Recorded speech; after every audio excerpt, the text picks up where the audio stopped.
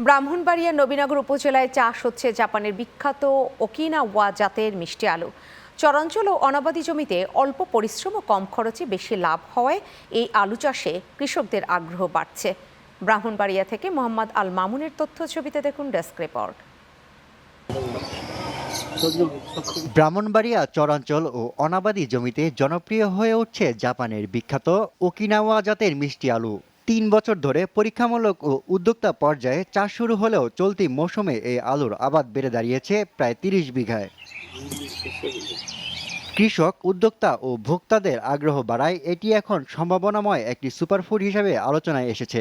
স্থানীয় কৃষকরা জানিয়েছেন, প্রতি শতকে ৩ মনেরও বেশি উৎপাদন মিলছে, যা স্থানীয় জাতের তুলনায় প্রায় ১.৫ গুণ। আমরা যে সরকারিভাবে যে পাইছি কীটনাশক এবং লত আলুর যে বীজ মিলাই আমরা আমারটা সহকারে ৬-৭ হাজার টাকার মতন খরচ হয়েছে। ইনশাল্লাহ ফলন আমি 25 থেকে 30 মন পাবো। বাজার দরে এখন আছে ১,০০০ টাকা মন। আলুর চাষ একজনে করছে, আমরা আগামীতে আলুর চাষ আরো বাড়ায় করাম।